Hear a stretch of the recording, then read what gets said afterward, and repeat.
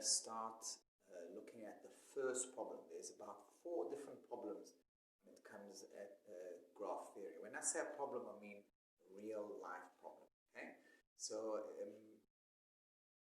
we use graph theory, it seems like, to try and find optimization. It's an optimization problem. So for example, today we're going to look at shortest path problem. We've got a few different problems. This year we're going to work with the shortest path problem and the Chinese postman. It sounds a bit weird, but it will make sense. They're not difficult. They really are. Graph theory is actually easy. There's quite a lot to remember, but the problems and stuff are pretty easy. So what is a shortest path problem? So we've got a graph. You can see all these vertices, A to F. We've got the edges. This is what we call a weighted graph, okay? Which means each little edge is assigned with a number. So that, for example, could be distances between cities. So we've got A, B, C, D, E, F cities, roads between the cities, and these are the distances between, let's say between city A and D is 38 kilometers. Okay? Now, what is the shortest path problem? Basically, I can ask you, for example, I want to go from F to C. I want to get from here to here, the shortest route. Okay?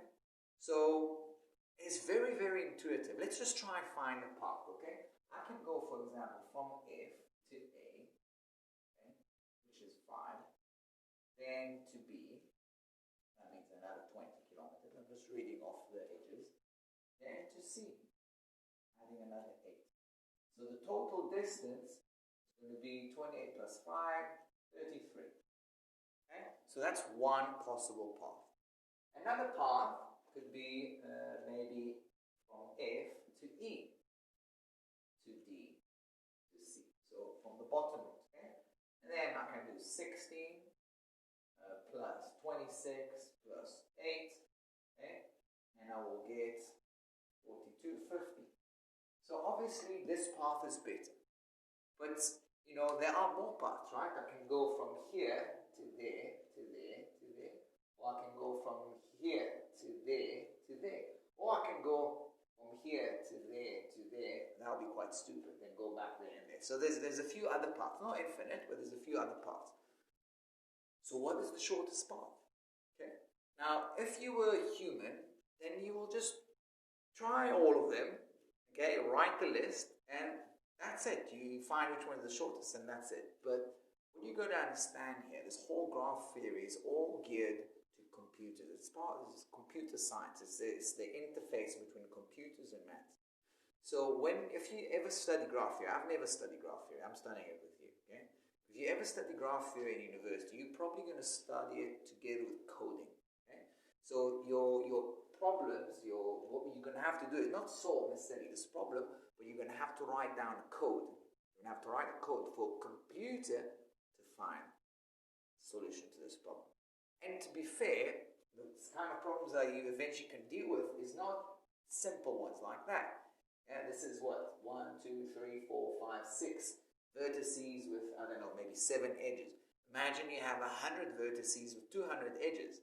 Then for a human it's not going to be that easy. So then how do we write the code? How do we write the code for a problem to solve, for computer to solve it? Now, we're not going to learn coding. That's not our aim here. Okay? What we're going to use is learn the logic, the principle behind these codes. And the logic behind these codes are what we call algorithms. Okay? So an algorithm, I'm sure you've heard that word before, is like a certain set of steps. Okay? You do step 1, then you do step 2, then you do step 3. Okay? And if you follow these steps, boom, you'll get a solution. Okay? So that's an algorithm, right?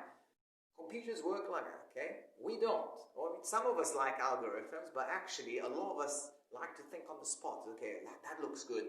No, I think I'm going to go this way. Computers can't do that. Computers need to do step-by-step solution. Some of us do as well. So I know I teach you maths, and I can see some students really like, sir, just tell me what to do one step at a time. I'll memorize, I'll do it, okay? So you can think, am I one of these people? Or am I the kind of person who like to just study everything, learn everything, and then come to the problem and feels like, that feels right, I'll do this way, okay? I kind of like that way, but I know some people like a bit more like computers. Okay, so the algorithm, I'll just pause here, we'll move to the algorithm. Okay, so our first algorithm is called djikasta. Okay, that's the guy who actually invented this. You can see a photo of him in page 119. It looked like maybe I'm going to look like him in another 20 years.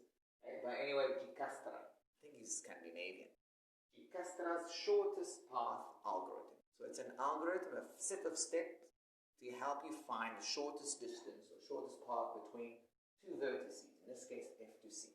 Now, before I show this, what I want you to do now in a second is just pause me, and I want you to look at exercise 2.1. So in exercise 2.1, they just get you to do what I've done here. They give you a bunch of graphs, and all you're going to do is find a path that you think might be the shortest path between two vertices. So before you learn the algorithm, just to have a go, to get an intuition, okay? It doesn't actually have to be the shortest path, as they tell you there. Just try and find a path that is short. Okay? So pause me now and please do that. It's important you have a go, you get comfortable with these graphs. Because it is very different, isn't it, from anything we do in math. Now, hopefully you've done that, and now we're going to learn djikasta's algorithm. Now, the algorithm is the same algorithm, but I've seen it drawn in different ways. And the way they do it in the book, they show you method 1, method 2.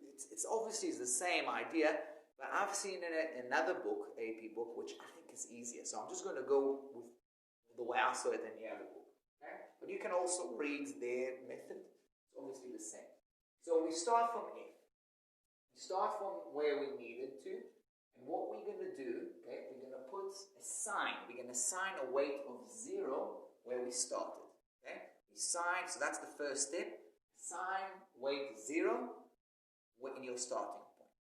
And then all the rest of the vertices get a weight of infinite. So you just write down infinite. Okay? All the other vertices get a weight of infinite. Now you're starting to move. You choose an edge. Okay, so from F, I chose an edge. Let's go up. Okay, so that edge has 5. Now, when you reach the other vertex, okay, you write down the edge, the value of the edge that you got before. So if this is 5, then you write that out.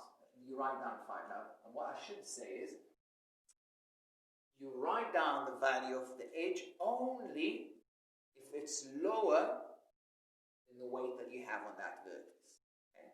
So in this case, I've got infinity here. 5 is obviously lower than infinity. Okay? So I'm going to update this one. Write down 5. Okay? Now, I can just carry on. Okay? I can carry on with this. Yeah, let's just carry on with that. So now, this vertex is 5. Okay? Now, I'm going to carry on. I can go to D or I can go to B. I'll just go to B. I'll choose any vertex that I want. And now I'm going to add that edge, that 20, to the value of the vertex before that, 25. And if this is smaller than the value of the vertex that I got to, then update it. Is 25 less than infinity? Of course it is, so I'm going to put 25. And can you see where it's going? What is 25 really? Okay, it's basically 5 plus 20. So what I'm doing, I'm writing how far is it from F to B through this path. And then I'm going to carry on, okay? So 25 plus 8 is 32. 32 is less than infinity, so of course I can update it. So right now, as it stands now, our computer tells us our shortest path right now is 32. Okay? But I'm not finished. I got to go through all the different options. So what I'm going to do now, from here, I'm going to go to there. Okay? From here to here, 16. Okay, this was 0. Okay, so I didn't say it, but I showed it, and I'm sure you understood. I'm always adding the edge to the vertex before. That's the value here. So I've got 0 plus 16. So this is 16. 16 is definitely lower than infinity. So I'm going to write 16. Okay, 16 plus 26 is 42. 42 is less than infinity. Absolutely. Okay, 42. Now check out what I can do here. Could have done it actually here. I'm going to go from here. Okay, from 16, I could have, instead of going to D, I could have gone to A. Now if I go to A, then I'll have to add 16 plus 14, okay? That's 30, but 30 is not less than 5. So there's no point going that way. I'm not going to update anything, okay? Right, same here. I can go from 40, I'm going to add 38, that's going to give me 80, definitely no point in doing that. So the only way I can go from D is really 42 plus 8 is 50. Can I update 32? No. 50 is larger than 32, so there's no point. 32 trumps. Okay? It's the winner so far. Okay? Now, there's a few things I might be able to still do. Okay? So I can go from here, for example. From A, I can go down. So 5 plus 14 is 90. But again, I'm not going to update it. 5 plus 38 is 43, so I'm not going to update it. So after all these numbers don't have any more infinities, that means all the values now are the smallest they can be. Okay? It looks like 32 is the smallest one. Okay? Pretty easy, right? Okay, I'll just pause here for a second. Okay, so I thought I'll just do one more problem with you, which I think might be a little bit more difficult, I guess. But also because I realized that I forgot eventually to give the answer. So the answer for the shortest path algorithm is, yes, first of all, to find how long is the shortest path, which was 32. But we also need to name what the path is. So I've unfortunately erased it, but we need to give the chain. So we'll do it for this. You'll see it's not difficult. So in this case, I want to get from A to D in this graph, okay? Now, so I'm going to start with A. I'm going to give it a value of 0, and everyone else get infinity. Everyone else get infinity straight away. By the way, this one, what letter is it? This should be E. Okay? So everyone gets infinity. I'm missing anyone? That's it. Okay? Now I'm just going to start. Okay, so again, I'll start up here. So 0 plus 7, 7 is smaller than infinity. Okay? 7. Okay? Now, check out here. I want to get to D, by the way, from A to D.